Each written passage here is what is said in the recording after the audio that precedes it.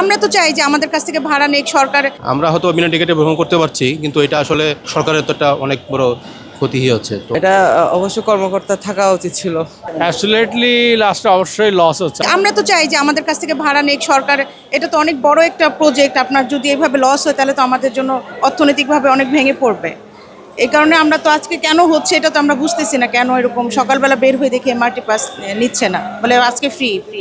তারা বলছে আজকে রহমতের মাস নেন, আজকে একটা রহমতের একটা নেন, এরকম বলছে। আমি তো প্রতিদিনই কারণবাজার থেকে যাতায়াত করি, কিন্তু আজকে এসে দেখলাম যে এন্ট্রি ঢোকার যে সেটা নষ্ট আছে। তো আসলে এটা তো সরকারের একটা বিরাট মানে ক্ষতি হচ্ছে, হ্যাঁ, আর্থিক ক্ষতি হচ্ছে। তো এটা আসলে আমরা হয়তো বিনা টিকিটে ভ্রমণ করতে পারছি, কিন্তু এটা আসলে সরকারের তো একটা অনেক বড় ক্ষতি হচ্ছে। সরকারের যাতে কোনো রকম না হয়, আর্থিক ক্ষতি না হয়, সেই বিষয়টা নজর রাখা উচিত। ওইখানে হচ্ছে আমার কার্ড পাঞ্চ হয়েছে, কিন্তু এখানে তো হচ্ছে না।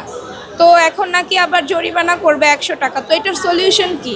এটা কিভাবে ঠিক করব আমরা? তো আজকের দিনটা যে এই যে আমরা যে আসা যাওয়া যে ফ্রি যাচ্ছে, এটা লস না? অবশ্যই মেট্রো রেলের এটা আমি লস মনে করতেছি। এবং আমরা কোনো কর্মচারীকে দেখি নেই ডিউটি করার জন্য, মেশিনগুলো কাজ করছে না। আজকে আমরা যখন মেট্রো রেলে আসলাম তখন বিভিন্ন ধরনের কাউন্টারগুলো বন্ধ ছিল। তো আমি জিজ্ঞেস করলাম আজকে কি এটিএম বুথগুলো কি বন্ধ নাকি। সে বললো যে আজকে সম্পূর্ণ ফ্রিতে ভ্রমণ করা যাচ্ছে।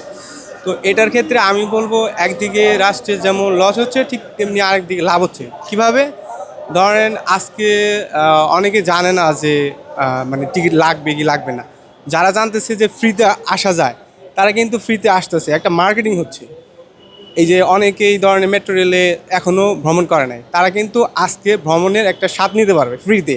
পরবর্তী সময়ে তারা কিন্তু আবার কাস্টমার হয়ে যাবে। না, আজকে ঢোকার পরে দেখলাম যে পাঞ্চ নিচ্ছে না। হ্যাঁ, এখন কিপুরিকে তারা যে টিকিটটা আমাদেরকে দিবে এখনও তো আমরা তো জানি না, কেবল প্ল্যাটফর্মে আসলাম। হয়তোবা তারা যখন আমরা এক্সিট হব, বাইরে যাব, তখন হয়তোবা তারা কোনো টোকেন সিস্টেম বা টাকা তারা রেখে দিবে। হতে পারে স্টাফ যদি কর্মবিরতি চলে তাহলে তাদের দাবি দেওয়া কী আছে তা তো আমরা জানি না। তবে আশা করি তাদের সকলের দাবি দেওয়া তাদের মানে দ্রুত বাস্তবায়ন করে একটা সুন্দর পরিবেশ সৃষ্টি করে, যাতে আমরা এই যাত্রীরা হয়রানির শিকার না হই।